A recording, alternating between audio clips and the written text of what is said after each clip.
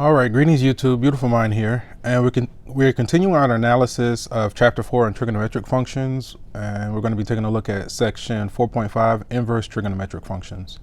A few objectives here. 1, graph and apply the inverse sine function. 2, graph and apply the inverse cosine function. 3, graph and apply the inverse tangent function. 4, evaluate inverse trigonometric functions. 5, find exact values of composite functions involving inverse trigonometric functions. Okay, so let's take a look at this. So the inverse sine function, if we restrict the domain of y equals sine of x, now let me pause right there. From college algebra 2, right? Let's start here. So we have the following 4 statements can be used interchangeably. A function is 1-to-1. The graph passes the horizontal line test. Every y corresponds to exactly 1x, and the function has an inverse function. Those 4 statements can be used interchangeably, right? And so if we think about the graph of sine, if we start with the 5 key points, sine starts at the origin, it goes up to 1, back to 0, down to -1, and finishes at 0 at 2 pi. So that graph within and of itself fails the horizontal line test, right? So we have to impose a restriction on the domain of the graph of sine so that it can pass the horizontal line test, and then we could talk about some semblance of an inverse sine function, right? So with the graph of sine, we restrict the domains from to the closed interval from -pi/2 to pi/2, right? So this part that you see here in the solid red, versus, we are removing the dashed line parts that you see, okay? Notice that the part in red, no matter where you draw a horizontal line, it's only going to touch the solid red part only once, right? And then it also helps if you just go ahead and make note of the domain and range here. Another concept that I just want to remind you of is like the domain of the original function also serves as the range of our inverse function, and the domain of an inverse function also serves as the range of our original function. So those tend to come into play as well, okay?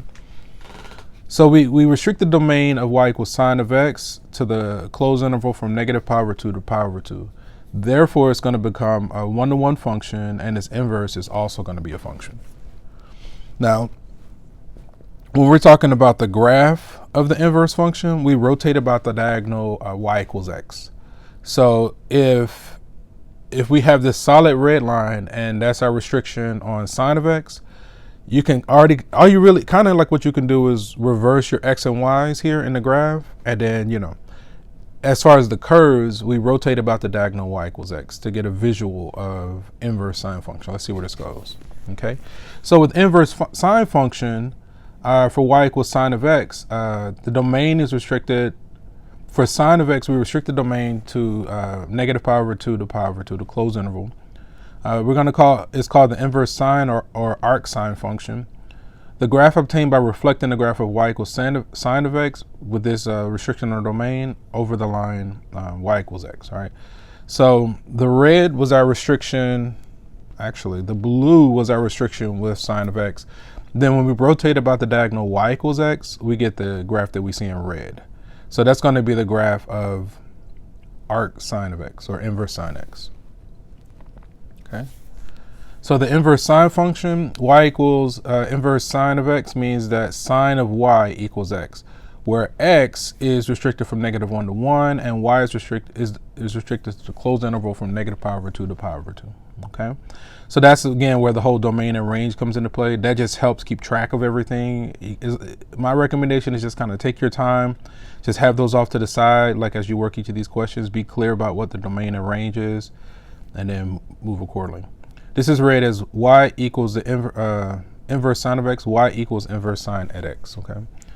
So the domain of y equals inverse sine at x is going to be the closed interval from -1 to 1, and the range of inverse sine of x, or at x, is going to be the closed interval from -pi/2 to pi/2. So this, again, correlates to the domain of f corresponds to the range of f inverse, and the range of f corresponds to the domain of f inverse, okay?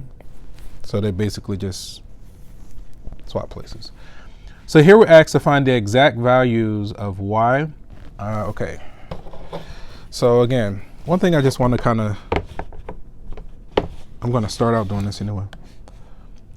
Let's see. We'll go here, I guess. Okay.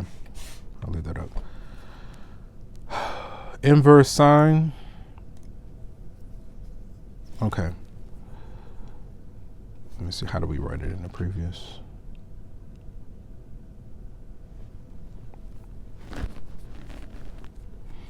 Let me see.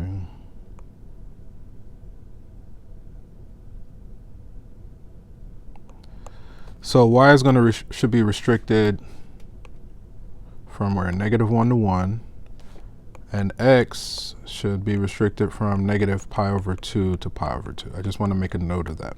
Okay.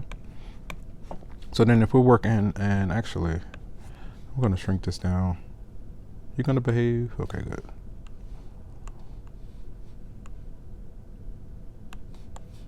And I'm just going to reposition this someplace like here.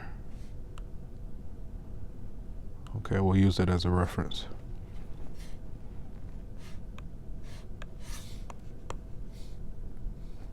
Okay, so there's a thing. Let's see. Okay. About right there. That's good. All right. So find the exact value of y. Now, I want to say for these, we could use the unit circle, right? Let me go ahead. This is another thing that I remember doing. So let me go ahead and construct the quadrant 1 of the unit circle. And then there's some other caveats, but once you kind of have that, then you can kind of work and do what you need to do. So we'll go something like this. This is the ordered pair. This is what, 0, 1. This is 1, 0. I know we got like 3 tick marks here. So then it's something like this, like that, like that. All the denominators are 2. And then it just goes 1, 2, 3, 1, 2, 3. Let me see. I just got to think about where the 1 starts. So if we were saying this was the 1, right? And this corresponds to, let me see, this is 30 degrees, this is 45 degrees, this is 60 degrees. So we're saying what the cosine of 60 is a half. Let me just check that real quick, just to make sure before I move forward. All right, let's go here. Good, that's already loaded. Okay. Okay. And then I'm going to hit mode. I'm going to just go ahead and put this in degrees. So what my claim, based on what I have drawn thus far, is that the cosine of 60 degrees, I'm hitting math as a fraction. Okay, I think we're good. Okay. So now, to construct the unit circle, and then one other thing, this corresponds to what, pi/6? Let me see, is that what, a pi/4? 45 divided by 180 as a fraction. Yeah, pi/4. And then I think this one is what, pi/3, right? So we have the radian correspondence, we have the degrees, and then so, you know, this what I've done thus far is not too terribly bad. And then so to construct everything else, we just go 1, we already got the 1, we go 1, 2, 3, 1, 2, 3, just like that. And we take the square root of all the numerators, all right? So then once you have that quadrant 1, you can kind of use that as well. So let me do something like the following. Copy and paste. And I'm just going to create a little bit of space for myself. That's good. And then let's crop this guy. So I just needed to go, like, honestly about there. It's fine. So just creating some white space. Can I yeah, that's better. Okay. All right, so I feel good about this quadrant 1. So, you know, and keep in mind that this quadrant, like, we can take it and it's the, like, because we have the ordered pair √3/2 and a half, we can do the reflections about the axes, the y-axis, the x-axis, and the origin, and we'll have corresponding points, right? So whenever we're 30 degrees off of the x-axis in any quadrant, the cosine of that angle should be √3/2, and sine of the angle should be 1/2, and then you just have to straighten out the signs based on the quadrant. Whenever we're 45 degrees, let me see, I think that's how that goes. It's something like that, right? So we'll straighten all that out. It might be off the y-axis, but yeah, I mean, I think it's easier to just say it off the x-axis. It should work, right? Okay, so I'm going to put this in the corner as a reference as well. Okay, like that. I'm going to shrink this down and then try to expand it as best I can. I think that's about what I can do there. Okay, so we'll use that as a reference as well, okay? So we have the quadrant 1 of the unit circle.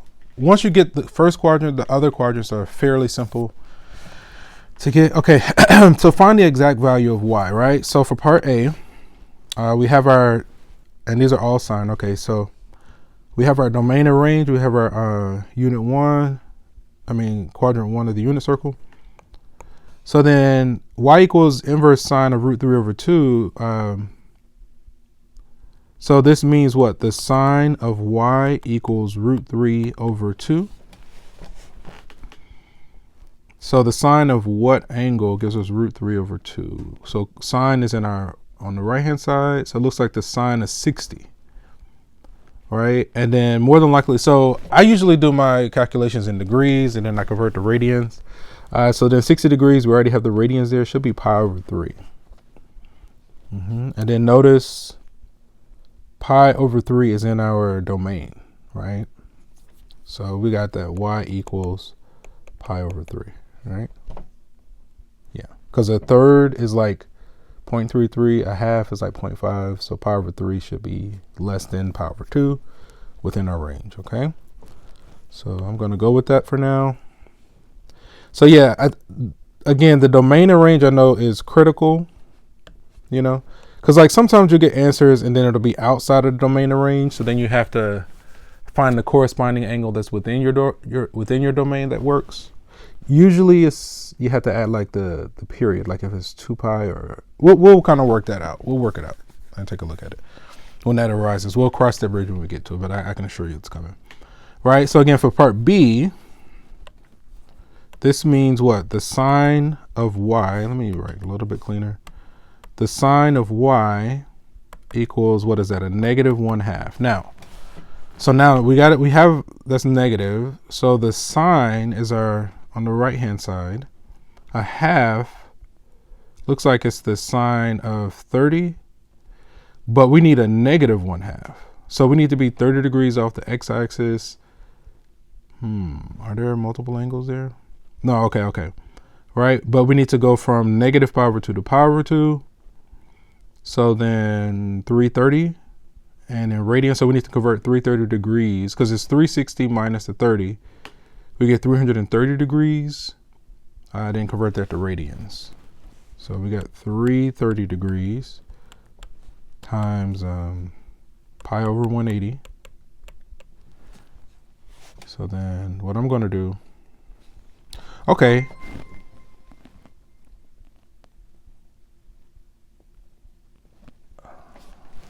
I had to respond to that a little bit later. We can knock off the trailing zeros, right? So like that's gone, and that's gone. Both of these are at least divisible by 3. That would give us what? 11/6, 11 pi/6. That makes sense. Yep. So it looks like in the radian measure we get y equals 11 pi/6. Let me see. Can we use that one?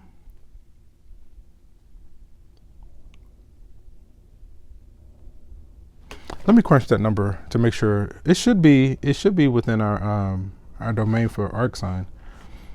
11. It should be less than. Is that less than 1? That can't be less than 1.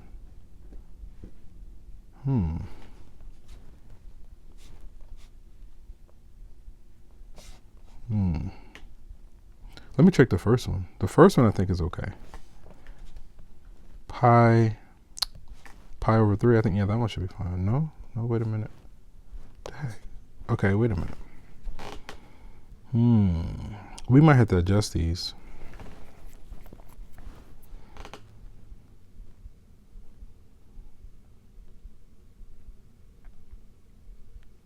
Okay.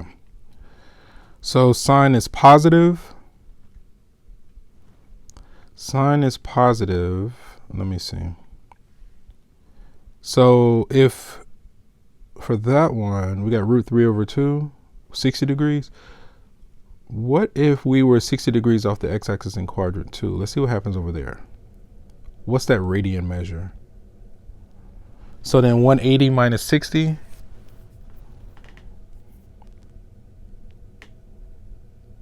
Is that 120 in radians? Let's do 120 degrees in radians. I just want to see what that looks like.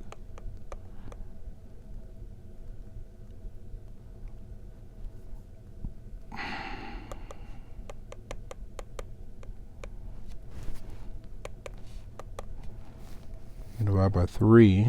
That'll give you what? 4 pi over 6, 2 pi over 3. Let's see if that one works. Let me just see. I just want to see something. 2 pi over 3. That's a lot too. What am I missing? I'm missing something here. I'm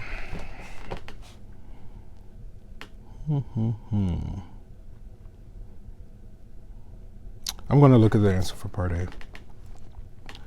All right. Pi over 3. Okay, so why was I doubting it? Oh, did I get that backwards? That's okay. Negative pi over 2. Well, why do I feel like it's not? Oh, you know what? We had that one right? We checked it. We had already checked that one. But then let me finish out B. Now, with B, sine is negative. We should be either in quadrants 3 or 4. That gives us a half. So we need to be 30 degrees off the x-axis in either quadrant 3 or quadrant 4. I think the quadrant 4 was outside of our range. Oh, okay. Let's see. Pi over 2. Yeah, it should be. Let's see. The quadrant 3, if we wanted to be 30 degrees off the x-axis in quadrant 3, 180 plus 30 is 210. Let's try converting 210 degrees to radians. So 210 degrees times what? Pi over 180. Divide by 3. 7 pi over 6. Let's crunch that one real quick. I don't think that one works either.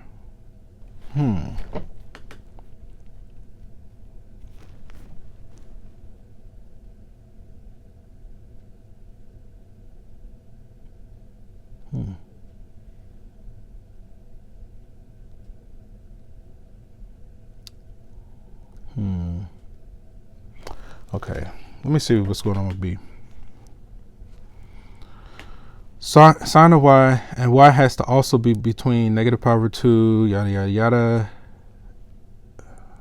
Pi over 6. We got 11 pi over 6. Let me see.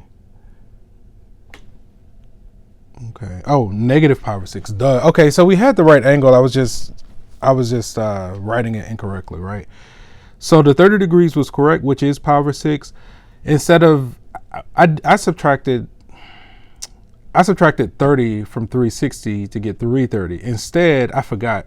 I should have just written it as a negative pi over 6. That would have put us in quadrant 4. That would have behaved properly. Okay, so we got to the bottom of it.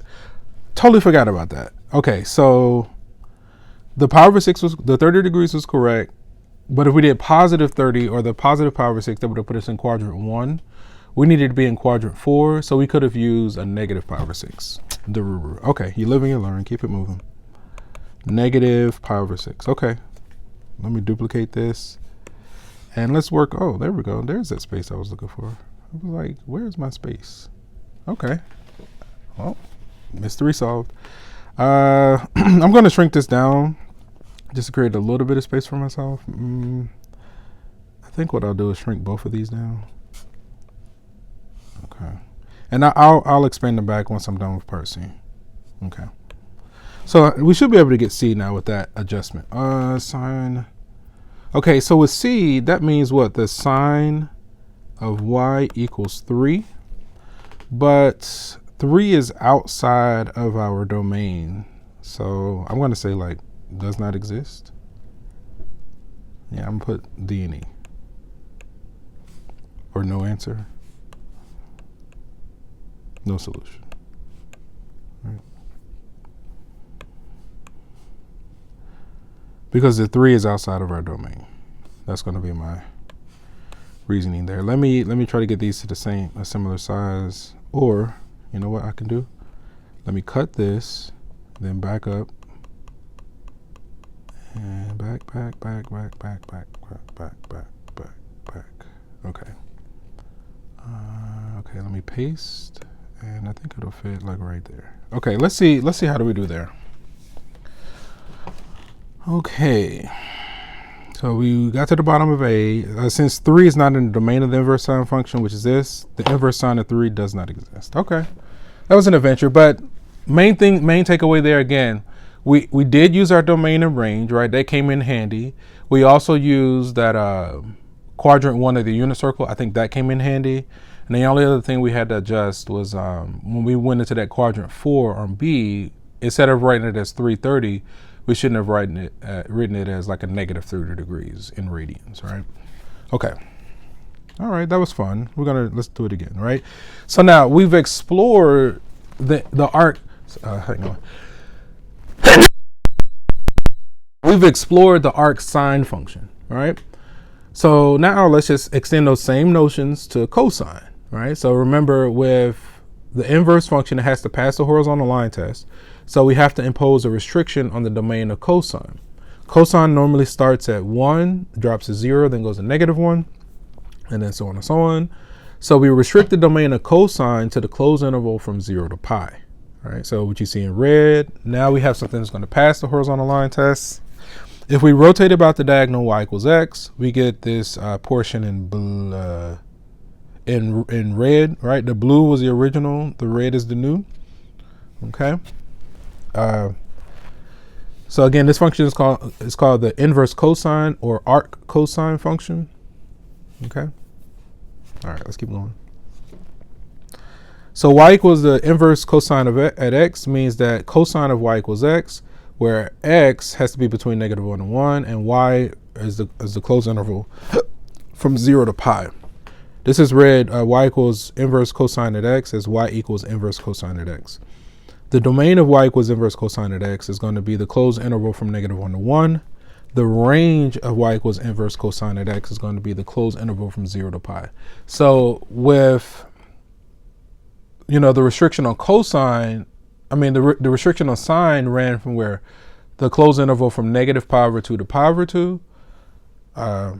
The restriction on cosine runs from the closed interval from 0 to pi. Okay. So essentially everything is the same with that adjustment, and some other nuances. Okay. So let's write our notes like we had before. Okay. Okay. So our y is restricted. The angles run from where? 0 to pi, the closed interval. Our x is restricted to -1 to 1, the closed interval. Okay. And then let's go ahead and just run through constructing that quadrant 1 of the unit circle again. Here's our positive x in this direction, positive y in this direction. Okay. Positive x, positive y. We have the quadrant 1. Okay. This is the ordered pair 0, 1. This is the ordered pair 1, 0. We got our 3 tick marks.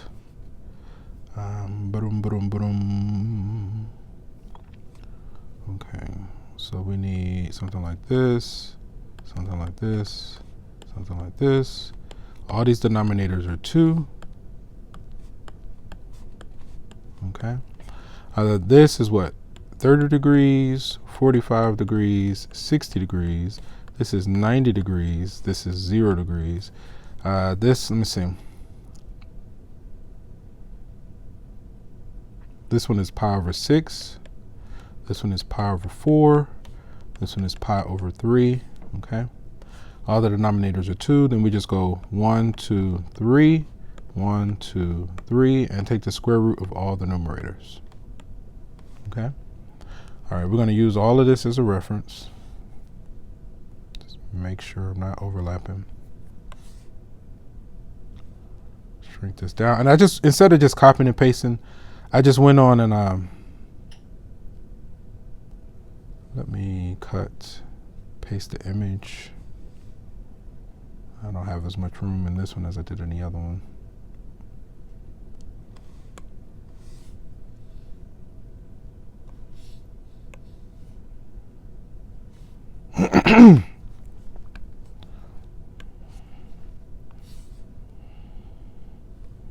About like that. Cut, paste the image, that's decent. So I got a little bit of running room here.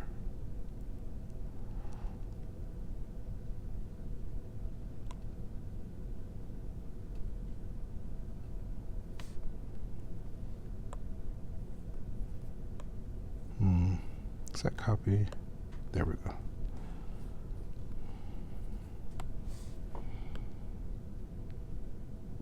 Okay.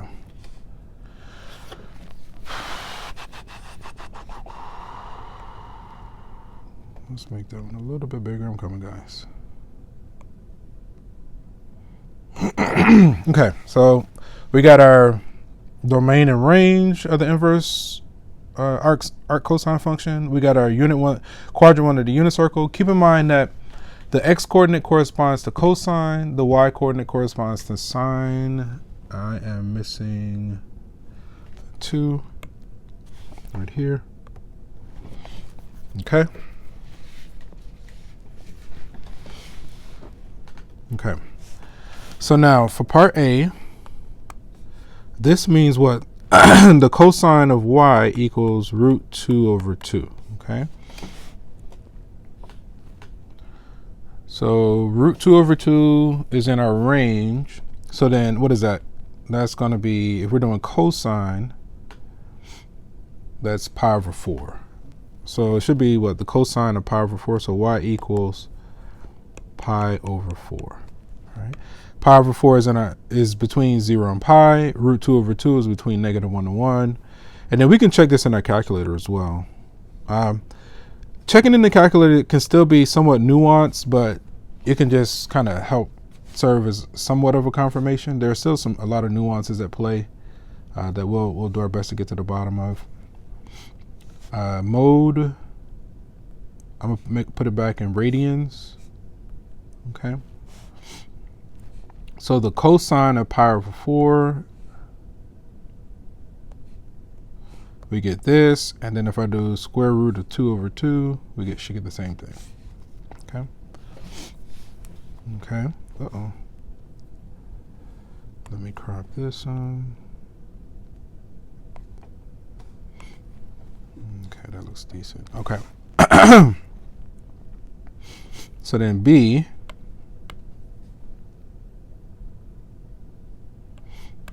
okay, this means what?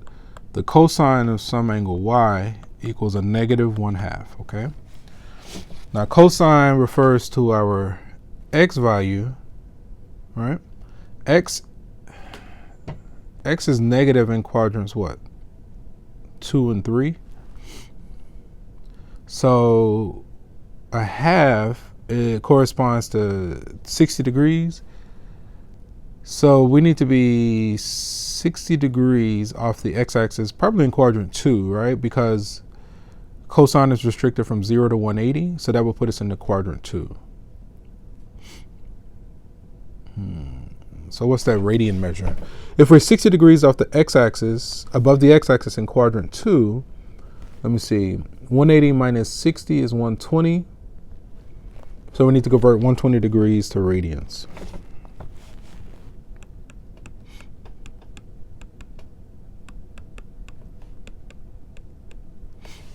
The trailing zeros cancel. The units of degrees cancel. Let's divide both of these by what? 3? 6? Let's divide both by 6. So then our claim is what? Y equals 2 pi over 3 radians. Okay.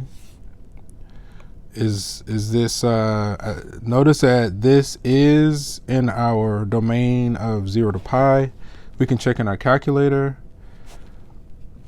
If we did the cosine 2 pi over 3, 2 pi over 3, I'm gonna hit math as a fraction, -1/2. So we got pi over 4, we got 2 pi over 3. There's the pi over 4 for A, and 2 pi over 3 for B. Okay, let's keep it moving. All right, so, you know, chugging right along. We talked about inverse sine function. We talked about inverse cosine function. So now we're going to look at the inverse tangent function. So for tangent, keep in mind the graph of tangent, you know, it has those asymptotes, and then it has these like S-shaped patterns that run along the asymptote. So we restrict the domain of tangent to -pi over 2 to pi over 2. So we just basically take one of those S-shaped patterns, right, that we isolate. Okay. So the domain of tangent is restricted to the open interval from -pi over 2 to pi over 2. And then the range, notice here that the range is going to be all reals. Okay. So if we consider the inverse tangent function, the inverse function from y equals tan of x, again, we're restricting x from the open interval from -pi over 2 to pi over 2. We call this the inverse tangent function or arctan function.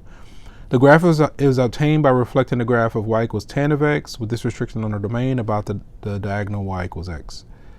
So we see tan of x in blue. When we rotate about the diagonal y equals x, we get arctan in red. All right, so it pretty much runs side to side. Okay, so the domain for arctan is going to be all reals, and the range for arctan should be the open interval from -pi over 2 to pi over 2. Right? Y equals inverse tan at x means tan of y equals x, where the domain of arctan is all reals, and the range is the open interval from -pi over 2 to pi over 2. This is read as y equals the inverse tan at x, as y equals inverse tan at x, tangent at x. The domain of y equals inverse tangent of x is all reals. Now see, that definitely needs to be parentheses. You never put square brackets on infinity. So I'm just gonna make a note of that. That would be like this. And this would be this.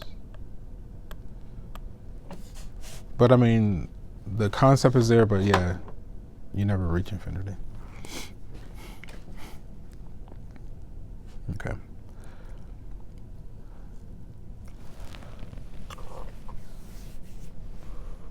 Okay, sorry. So here we're asked to find the exact values of y. Okay, I think this time I might pull a copy of my notes. Let me see. So y is restricted to all reals? No. The angle?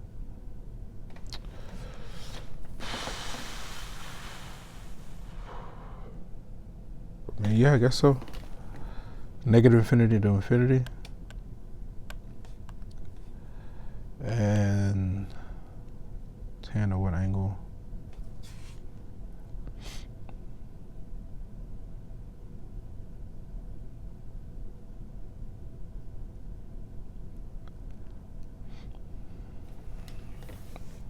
I guess it has to be restricted to -pi over 2 to pi over 2.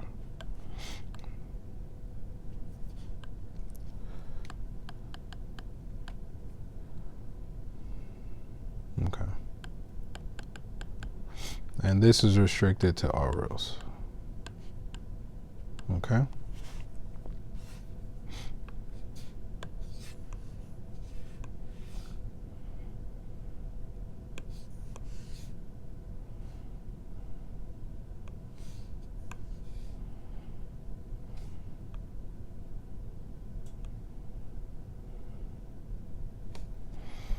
Okay.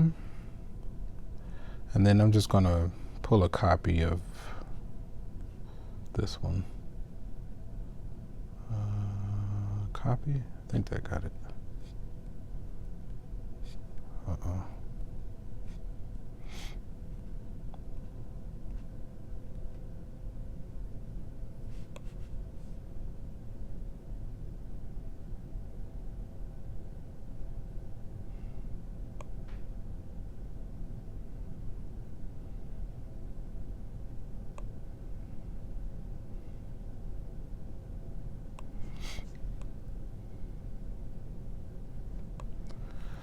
All right.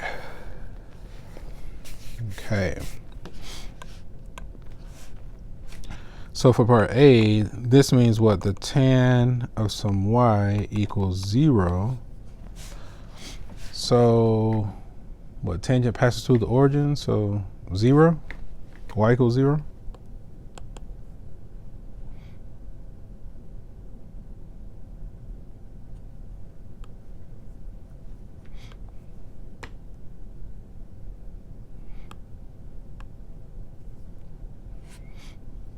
Okay. I'm just going to go with that. And then for part B, this means what? The tan of y equals a negative root 3.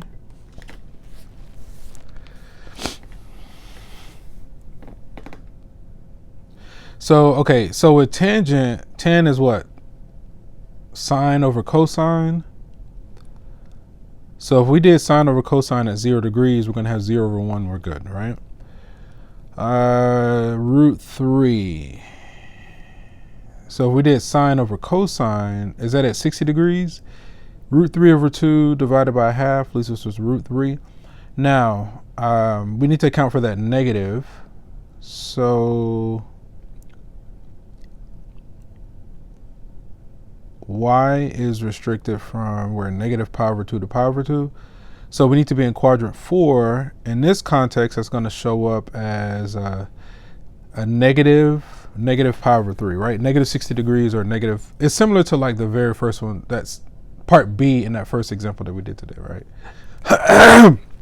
So y should equal a negative pi over 3. Okay. Now we can check. Duplicate. We can check this in a calculator. We should already be in radians.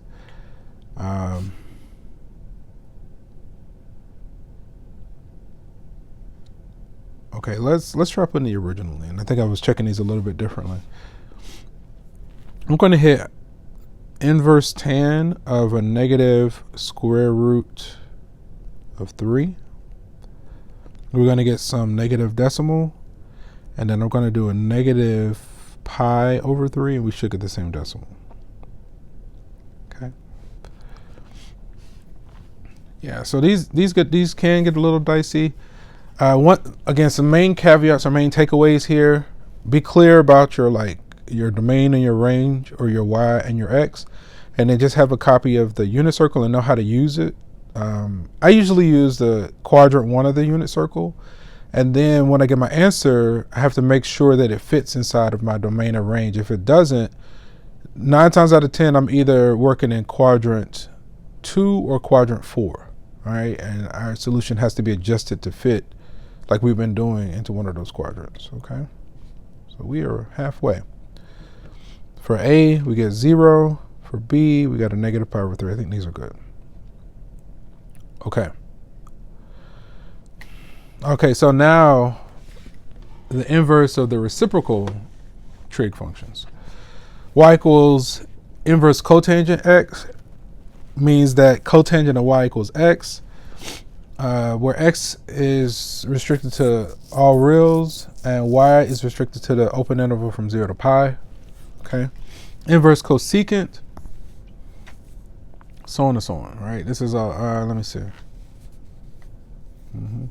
Notice here we have the absolute value of x is greater than or equal to 1. With these domain restrictions, I feel like it's easier to see, like if we have like the graph. Let me think. Because cosecant is the reciprocal of what? Sine?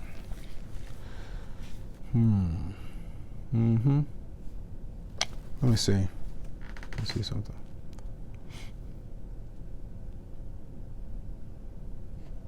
Okay, so I'm just going to provide some context here. Like, again, I just remember doing these based on the graph. So I'm just going to take a few notes. So I want to start with sine. Say this is like my positive x. This is my positive y. Rough sketch. Say what? This is a 1. This is a negative 1. If we're going to be focused on sine, this is what? Pi over 2. This is a negative pi over 2, right? Now sine restriction is basically like this, right? Okay. So then for cosecant, I'll do it in orange. Let me see. If we take the reciprocal, we're going to have what, an asymptote here?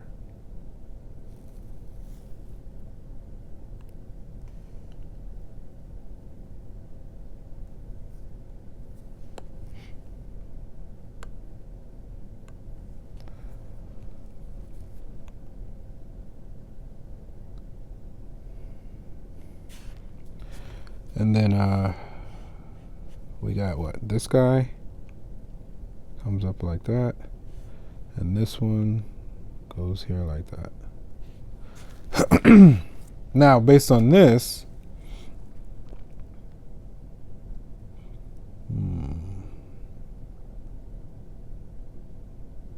normally our x runs from pi over 2 there, okay? Okay, so like for instance, if we start with the blue with sine, without taking the inverse, x is restricted from where? Negative pi over, oh, I can't write today. Negative pi over 2 to pi over 2, right? Like this. And our y would be restricted to negative 1 to 1, right? Okay. Okay. So when I go to do my restrictions on cosecant, again, without taking the inverse just yet, the x's are restricted to, okay. So it looks like it's a negative pi over 2 to 0, and then 0 to pi over 2, and in the following way. This is a square bracket. This is a parentheses, union parentheses, square bracket, right? And then the y,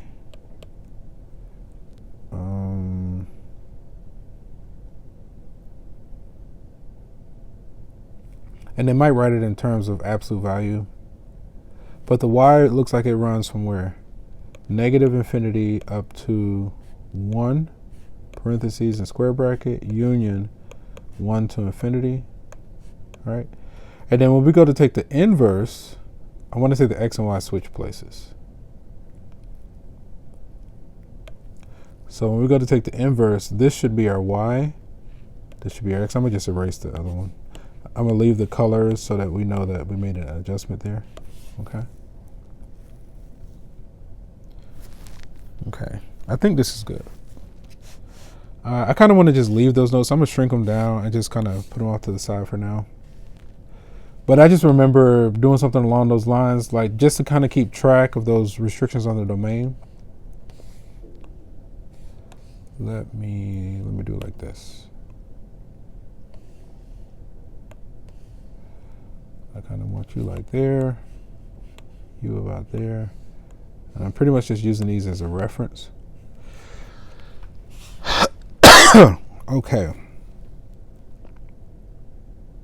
We might need the unit circle. Can I just paste? Okay.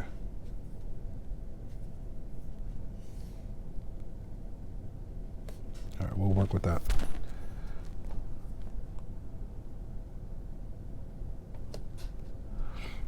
Okay, so let's see what we got going on here.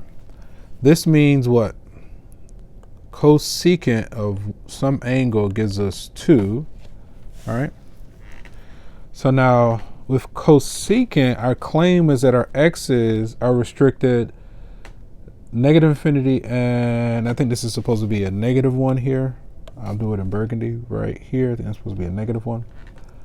Negative infinity to negative 1 and 1 to infinity. Notice that 2 is in that right-hand portion of our x's. So now we're trying to find some angle that is pretty much from negative pi over 2 to pi over 2 with the exception of 0. Okay. So cosecant. Now, cosecant is what? The reciprocal of sine. So can we write this as 1 over the sine of some y to give us a 2? And then this means what? The sine of y equals a half. Will this work? So the sine of what angle gives us a half? Sine is our y. Looks like it's pi over 6. So does y equal pi over 6? Pi is 3. It looks like it's proper. Y pi over 6. Okay. I'm getting y equals pi over 6. Okay. Now, how can we check something like this in our calculator? If we're working on a TI-83 cosecant, there's a lot at play here between the inverses and the reciprocal.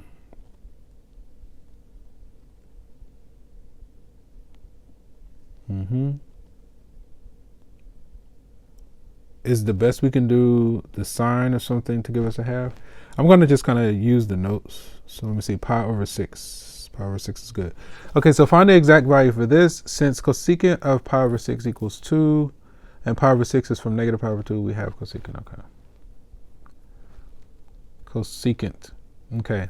So cosecant is what? 1 over sine. So, I mean, we could do... So right here, because we had cosecant of y equals 2, we could check there by saying 1 over the sine of our angle should give us 2. So if we did 1 over the sine of pi over 6, that's about the best we can do. Because we don't have like the reciprocal functions and inverse reciprocal functions in the calculator. We have to do like this algebra to get there. But I know sometimes it gets jumbled, but we're going to go with this. Okay. I'll center this. Let's see if we get some more examples or some more practice. Again, this whole experience of mathematics is active. It's not passive. Passive is just like either listening or watching these videos. Active is getting some practice, right? Getting some questions and giving it a go and trying it yourself. That's the way you learn it, is by being active. This is an active experience. Okay. So now, okay, yeah, this is exactly what I had a question about, right? So using a calculator with inverse trigonometric functions, to find the inverse cosecant of x, we find, see, that was my hesitation. I was like, I was tempted to do 1 over arcsin, but I was like, I don't think it's that straightforward. I felt like it was something else. That's why I was pausing and hesitating. So this exactly addressed what my hesitation. To find inverse cosecant of x, we find that's going to be the same as inverse sine or arcsin of 1 over x. I wonder if we can kind of show that. I want to just off to the side, just real quick. I just want to see if we start with inverse cosecant of x, right? I'm just going to set it equal to some y. So this means what? X equals cosecant of y. But then cosecant of y is what? 1 over the sine of y, right? So then from there, the sine of y equals 1 over x. And then I solve for y equals the arcsine of 1 over x. Look at God, all right? And that's essentially what we did in the previous one, right? That's the conclusion that we came to. Inverse sine of a half. Yeah, wow. That was fun. I'm going to leave that there as a reference. All right. So you can either do the algebra there. So inverse cosecant of x, we do the arcsine of 1 over x. Inverse secant at x is going to be the arc cosine of 1 over x. Inverse cotan of x is going to be inverse tan of 1 over x. If x is positive, this is the correct value. If x is negative, add pi to get the correct value. Okay. So again, that last portion is where the whole domain and range come into play. Man, this is interesting. Okay.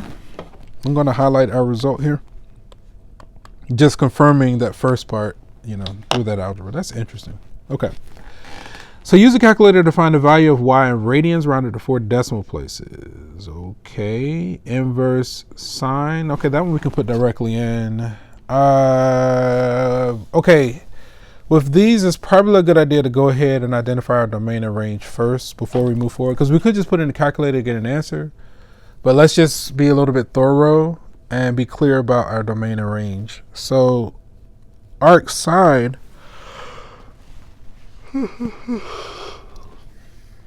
let me think. Okay, so normally for inverse sine, the x's would go from negative pi over 2 to pi over 2. And the y's would go from negative 1 to 1. But when we go to take the inverse, the arcsin, I want to say they switch places. I knew that was going to happen. Let's just go this way. All right. I think that's what happens there. Okay. So for part A, we're saying what the sine of some angle gives us 0.75. That angle needs to be between negative pi over 2 to pi over 2. Okay, let's see. Because again, it's with these things, you're better off being clear about your domain and range. Get that straight first, then try to answer the question. Because sometimes it'll produce answers that are outside of your domain and range, and if you're not careful, it's really easy to kind of miss those. So let's make sure it's in radians. Okay, we're going to do the inverse sine. So arcsin of 0.75. Now notice that 0.75 is between negative 1 to 1. So hopefully we'll get an answer between negative pi over 2 to pi over 2. Let's just I want to look at pi over 2 real quick. Yeah, notice that 0.84 is less than the pi over 2. So it says 4 decimal places, 8481. So then y equals 8481. Okay. All right. Now for cotan. If tangent is restricted from negative pi over 2 to pi over 2, okay, let me do this real quick. So again, with the original with tan, x is restricted to where? If it were tan, it would be negative pi over 2 to pi over 2.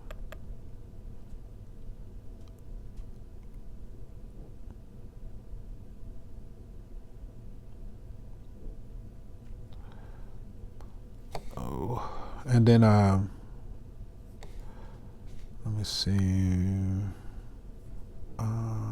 I'm going to leave this for right now, and then y is going to be what, all reals. But then when we go to do cotan, we have to shift it. So instead of running from negative pi over 2 to pi over 2, now it runs from 0 to pi. Okay. And I think there's actually another caveat. Let me go ahead and switch my x and my y. So these are going to switch places. And I think we're good, actually. It should, like, if that's decreasing, I think that's going to be increasing. Okay, so our y looks like it needs to be between 0 to pi. Okay, so then here, for this, we can do what? The arctan of 1 over 2.8. So the arctan of 1 over 2.8.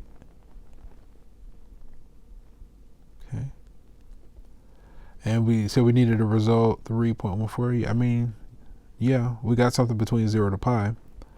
So we'll go 3430. 3430.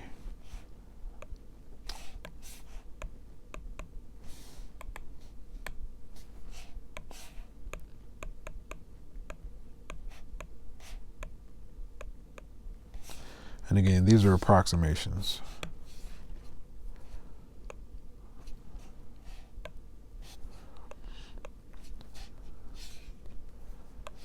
I think we can also check these. I mean, we should be okay. Yeah, I'm just going to go with it. Okay. So now our x has to, well, all rules work, so the negative 2.3 should be fine. So then what we want to do, tangent of 1 over negative 2.3. Let's see if that works.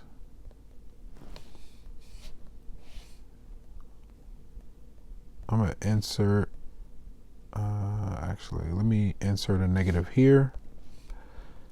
And instead of 2.8, it's 2.3.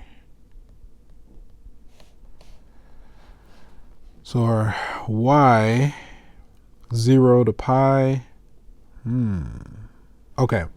So then they said that if you get an answer and it's not in the domain, add pi to it, right? So now we got kind of in C, I pretty much did the same thing I did in B, but then we got y was approximately this negative 0.4101, right? But that's outside of our domain for arctan. So we need to add pi to that. So I'm going to say plus pi. Okay. Yeah, that puts us within 0 to 2 pi. So then we get y is approximately 7315, 2.7315. Okay, let's see how do we do. Duplicate. This is interesting. Main takeaways, be clear about your domain and range. Then that'll help with a lot of the, a lot of the nuance, okay? 8481, 8481, 3430, 2.7315. Look at God. All right, pi plus. Okay, we're almost there. We're plugging and chugging. Let's just keep moving. All right, use a calculator to find the value of these in degrees, rounded to 4 decimal places. Okay, I'm just going to copy my notes from here. Let me see. We got sine and cotan. We got one cotan. I'll go ahead and pull it for that one. Let me undo. Okay, I'll just do it from scratch. It'll be some good practice. Okay. So restrictions on tan, right? Now normally before we take the inverse, tan is restricted from, let's back up. This is about our restrictions. Negative pi over 2 to pi over 2. Let me think. I think that's good. Let me think. It should be the open interval, right? Because we're dealing with those asymptotes. And the y would be what? All reals. And then when we go to take their inverse, these guys switch places. So that goes there, and this goes here. Okay. Okay, so for A, that means what? Tan of some angle gives us 0.99. So our result needs to be between negative pi over 2 to pi over 2, okay?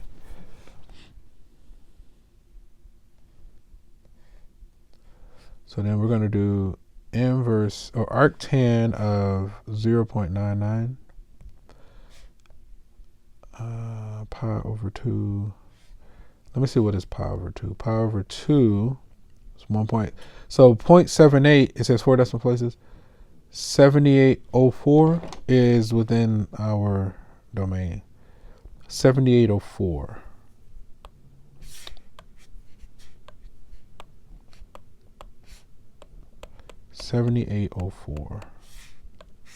What time is it? Okay, we're going to go with this. Okay. All right, so arcsecant. So what? We're dealing with like cosine. Okay. So now if I think about the graph of cosine, right, before I take my inverse. So cosine is restricted from 0 to pi with the closed interval. And the range would run from -1 to 1. All right. So then if we think about that in terms of cosecant,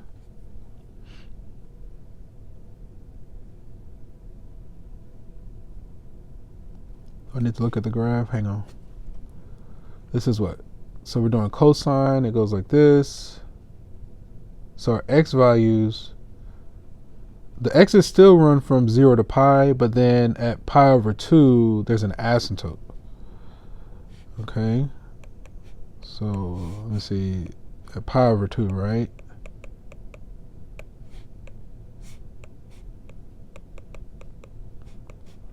Okay.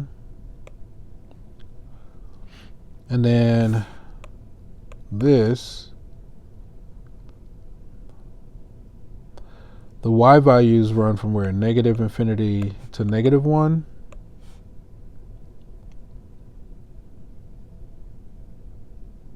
I think that gets a square bracket. And then 1 to infinity.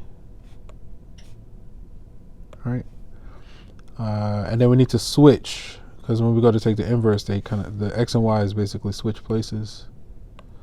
So this needs to go here. This goes here. Okay. So notice our x is basically in the right-hand portion where we go from 1 to infinity. So then I don't know if my battery's gonna make it. I got 5%. Oh, I might have to turn up the speed a little bit, or take out this. I'm gonna keep an eye on the battery. So our answer needs to be basically, yeah, I think we're good. Basically 0 to pi with the exception of pi over 2. Okay. So in order to do arcsecant, we can do arc cosine of 1 over 25. So inverse cosine of 1 over 25. Now this result, our y needs to be, what is pi over 2? Let me see, what's pi over 2? Oh, it's just, oh, it looks like it's too small. Oh, it's in that left-hand portion, right? It's just to the left. Okay, so I think we're good. 4 decimal places, 5708.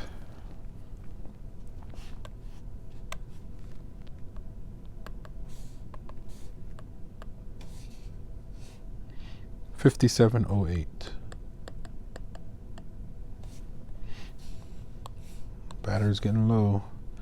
It would be nice to get a clean run. Let me shrink this down to size. Shrink this down to size and reposition it a bit.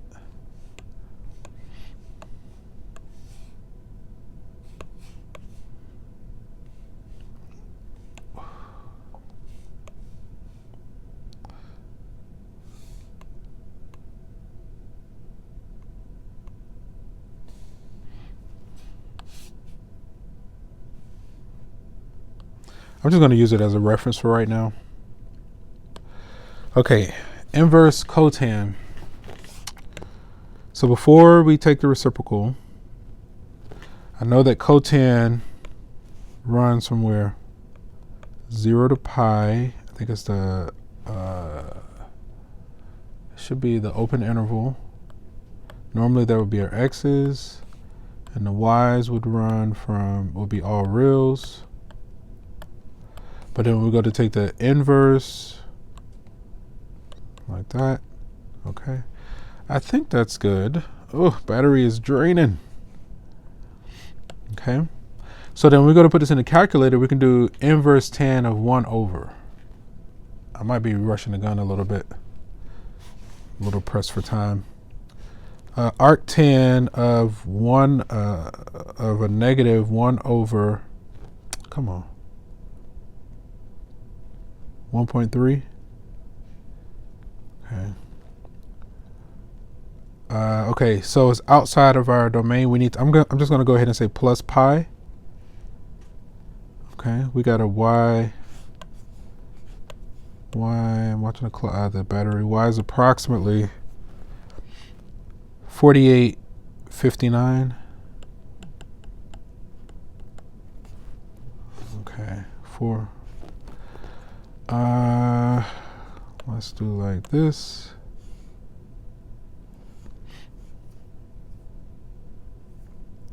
Okay. Let me do like this. Copy. Let me see if I can get it all on one go. Oh, my battery. You can do it. I believe in you. Okay. I'm gonna have to rearrange all of this. Let me paste. It's about to get funky, but just hang on. Just bear with me. Hopefully everything stays together. I'm gonna go like this. I need these items. I'm just gonna grab you. So these. Okay, that at least maintains my aspect ratio for everything. I'm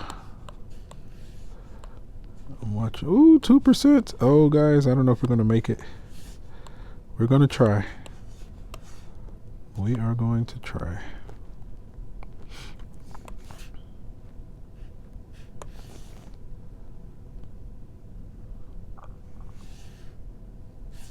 Oh, come on.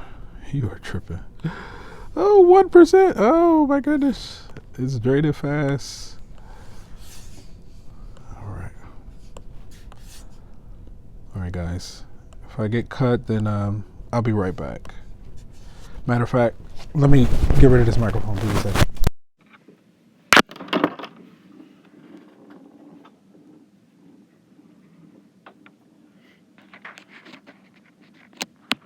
All right. So we don't cut our video. Hopefully, this should get us there. I went on and got rid of my microphone, so my audio might sound different right now. All right, but hopefully we can finish. I mean, it just like all of a sudden it just started dropping. I was like, oh, we were doing good. Okay. We got 7804 for degrees. Daggone it. All right, so let's go ahead and convert all these to degrees. I got to get all the way back there. Okay.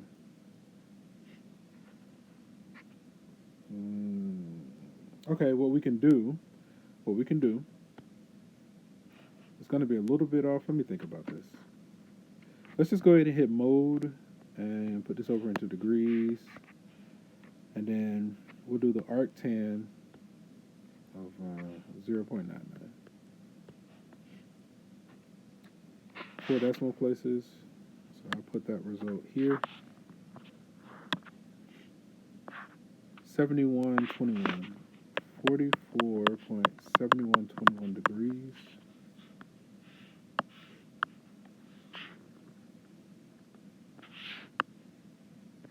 Okay, that's what we got for that one. So arcsecant, and then for here, we can do these. I'll do it in burgundy. This is where negative 90 degrees to 90 degrees. Okay. For this one, this will be what? 0 to 90 degrees, and then 90 degrees to 180. Okay. So secant is a reciprocal of cosine, so we can do the inverse cosine of 1 over 25. The answer needs to be basically between 0 to 180 with the exception of being 90. It can't be 90 degrees. 87, right? 87, 70, 76.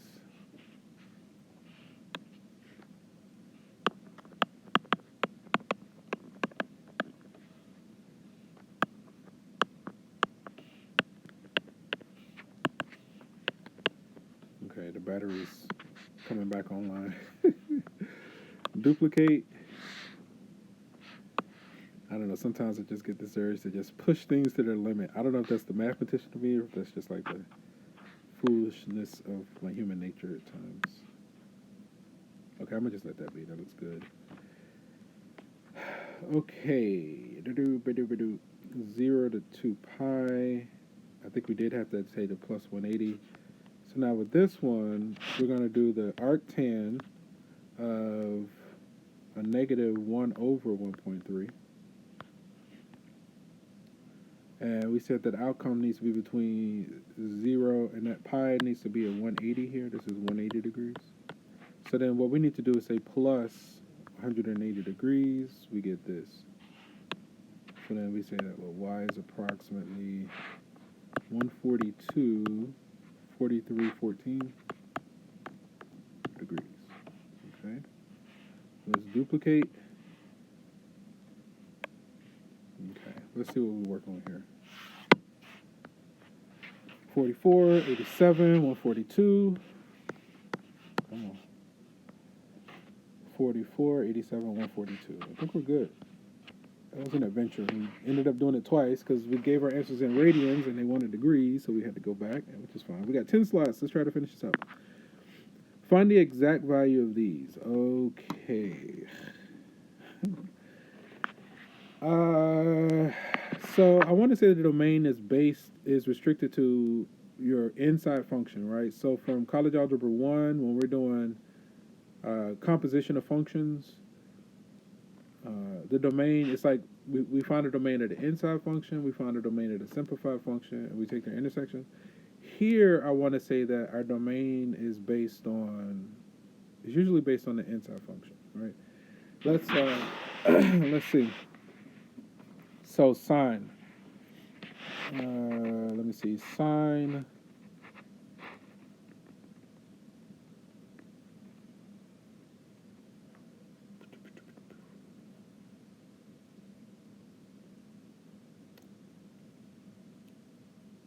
Okay, so for sine, our x's are restricted from pi over 2 to pi over 2, negative pi over 2 to pi over 2. There's something I'm missing, but for right now, I am going to go with x power 8. They essentially cancel, but there's a nuance there that I got to remember. I'm going to go with this for now. Okay, cosine is restricted from 0 to pi. And I think it does come into play with the domain and range. Cosine is restricted from 0 to pi.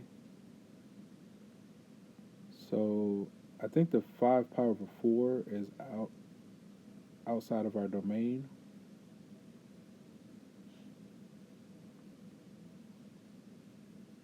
Let me think.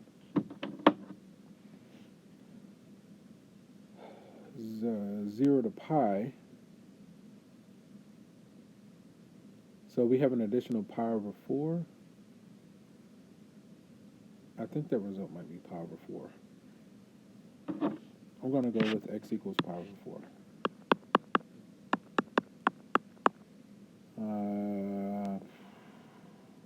Yeah, I'm just going to go with it for right now. I think there's still something else. But I know it has to do with like the domain and range. Let me just kind of, because it's tempting with these because we're dealing with inverses for them to just cancel out and you write the answer, but I know that there's more to it than that. I'm going to just go with this for right now. See, like, let's just look at it. So we got a negative pi over 8. So now here, because negative pi over 8 is within the domain, right, then we just take the negative pi over 8. 5 pi over 4 is not in the domain, right? So we got to say 2 pi minus 5 pi over 4. So it's 3 pi over 4. So we got to, okay, I think we got to subtract the whole period. I didn't do that. I didn't apply. I knew it was something, but I just didn't apply it properly. So they said the 2 pi, so 2 pi minus that. So it's 3 pi over 4. Okay. I'm just going to do this. Yeah. But I knew it was something, I just didn't execute it properly. Okay, we're going to let that be. Okay. All right. So for instance, for part A, tangent is restriction, so I'll go like this. X is restricted to what? Negative pi over 2 to pi over 2. I'll do the open interval because tangent has the asymptotes. 2/3. What's pi over 2? Let's do pi over 2. 0.5, and that's 0.6.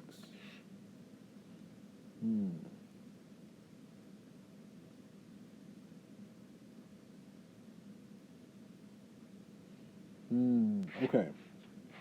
All right, I'm so tempted to use right triangle trigonometry. Let me see.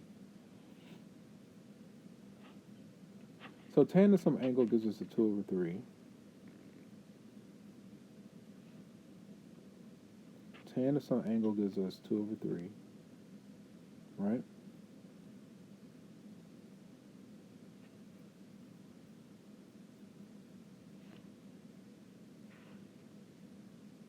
So then, when we say cosine of that angle, see, like something like this, I'm really tempted to use right triangle trigonometry. Let me see if it works at least. I feel like I'm jumping the gun. We hadn't really gotten to this, but I just want to see if it works. So what I'm going to do is like a right triangle, right? I just want to see if this works. This, say, I need to change this up. Okay. So we got a 90 degree here. I want to say this is my theta, right? When I take tan of some angle, tan is what? Opposite over adjacent. So my 2 over 3, 9 plus 4, so this will be root 13. Okay. So tan of some angle gives me 2 over 3. When I go to take cosine of that angle, it looks like the result there is a 3 over root 13. We can say 3 root 13 over 13.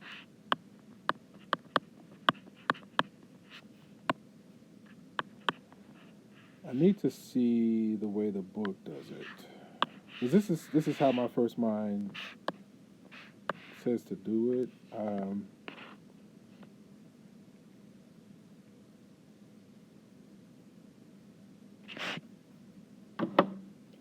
I'm pausing because I'm trying to put it in context of what we've been discussing so far.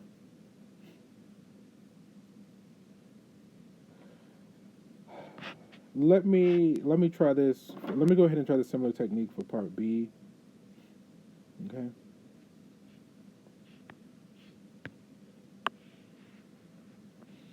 So for instance, say this is my angle theta, this is my 90. So this is saying cosine of some angle. Now I didn't check to make sure that this is like fits everywhere. Let me think about it for a moment. So then our answer needs to be between negative pi over 2 to pi over 2. Let me see if that works.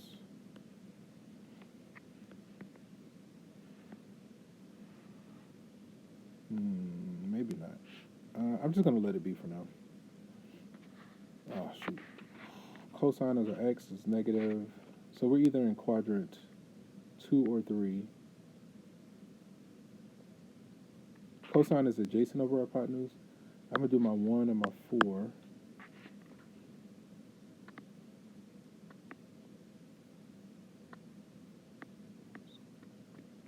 Let me see something. 1 squared plus x squared equals 4 squared. X squared equals 15.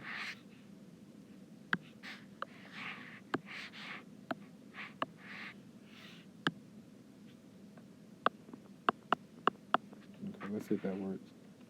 So then we go to take sine, opposite of our hypotenuse.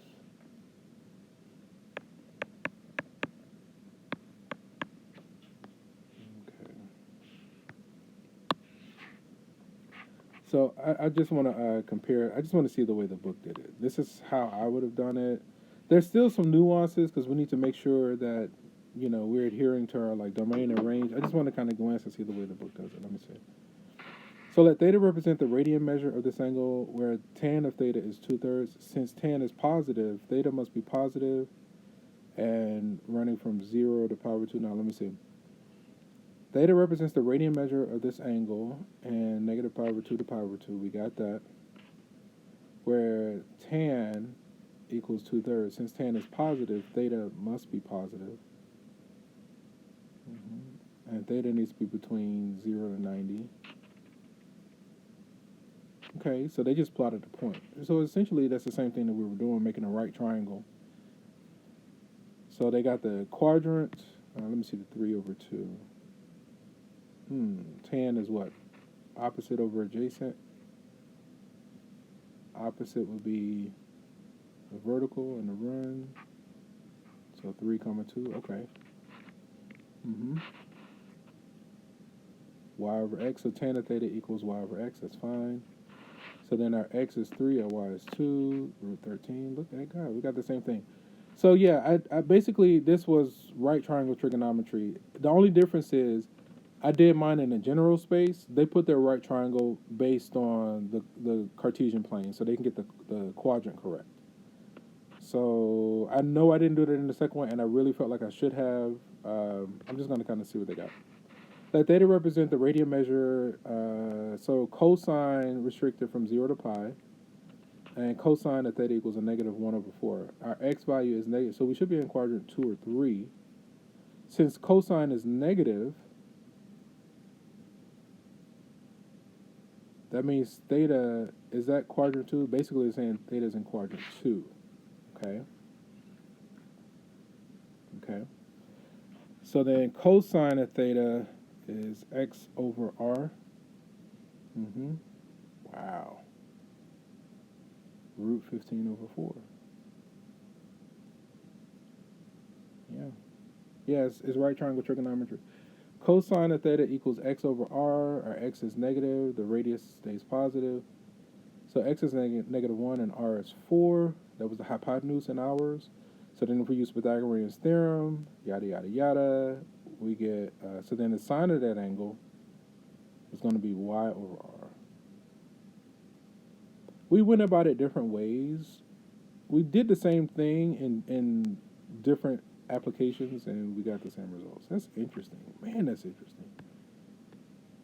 Wow. So, but you'd be better off learning the way that the textbook did it there, because I was neglecting like my quadrants, and I know that'll come in.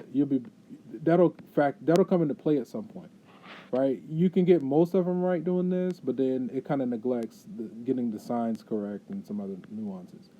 So with this one, you know, you can start off learning the way I did it, but then you need to apply the way that the textbook, basically getting the quadrants correct, and then, you know, once you get the quadrants correct and everything, that'll help with the signs. That'll help keep track of signs. I think I am spent. I might just use my prepared notes for this one. A security camera is to be installed 20 feet away from the center of a jewelry counter. The counter is 30 feet long. You see the 30 there. What angle to the nearest degree should the camera rotate through so it scans the entire counter? Okay.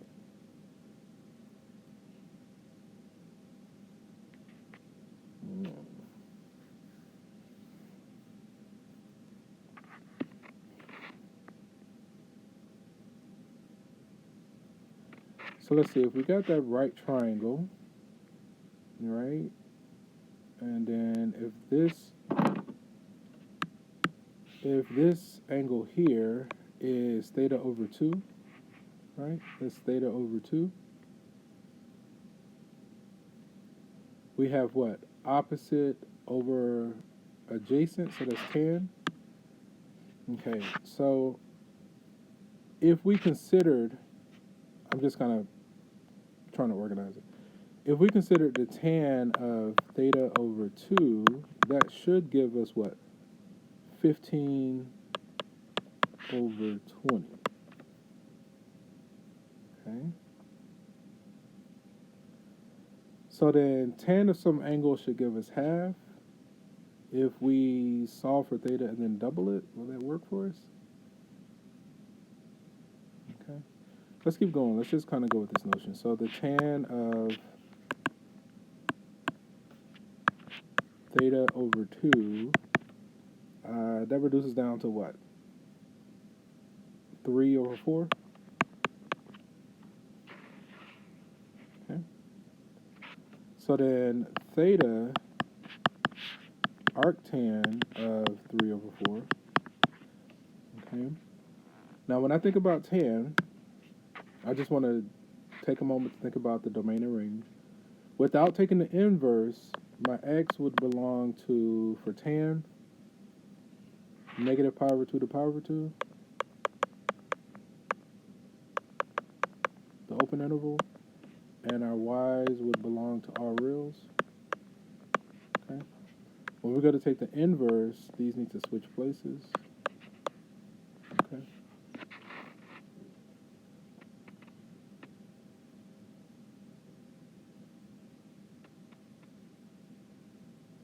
So our answer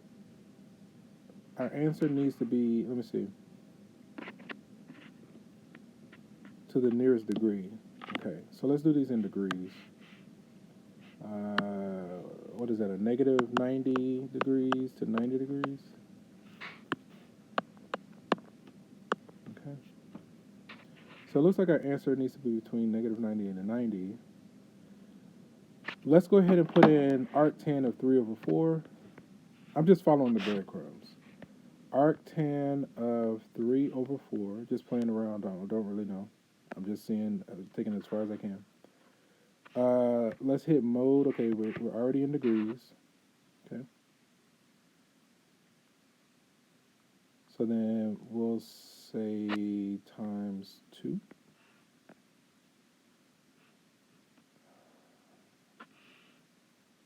To the nearest degree. It's about 74 degrees. I think that's actually right. So then we get that theta is approximately 74 degrees. Oh, here we go. Moment of truth. Moment of truth. All right. So let's see, how do we do? I tend to put my microphone back in. Let's see, how do we do? So the counter center, the camera, and the counter end form a right triangle. The angle at vertex A is theta over 2, where theta is the angle through which the camera rotates. That's fine. So tan at, oh, look at God. Tan of theta over 2 equals 3 over 4. Arctan of 3/4 is approximately 36.87 degrees, 74. So set the camera to rotate through 74 degrees to scan the entire counter. Yeah! Sorry, I've been playing a lot of like Mobile Legends, and I recently got this character called SpongeBob. You know SpongeBob, and so oh my God, it's so fun. I might go ahead and load some of the matches. I do have copy. Well, I don't know if I have copy of the best ones. Whatever I have, I'm gonna see what I have. If not, I might just go make some. But man, when SpongeBob, especially when he gets Patrick on his team, next time I play with SpongeBob and Patrick, and especially if it's a good match, I'm gonna pull a copy. Oh man, because then I start taunting the opponents, and I'd be like, yeah. But yeah, they pretty much did the same thing we did, right? So at angle, I mean, pretty much verbatim, right? We were able to find a right triangle. Theta would be the whole angle, but if we consider half the angle, we can make a right triangle from A, B, and C. So then, if theta over 2 is basically at angle A, then we have the 15 and the 20, then that would be tan. So tan of theta over 2 is the same as 15 over 20. The 15 over 20 reduces down to 3 over 4. We do arctan, we get 36.87, then we double it, we get this. That was an adventure. That was a lot of fun. Okay. All right. So on this glorious King Day, today is King Day for us. Depending on when you're watching this, it's just when I recorded it. All right, gentlemen. And so with that, we're going to go ahead and end the session here. And now from one beautiful mind to another, take care and peace.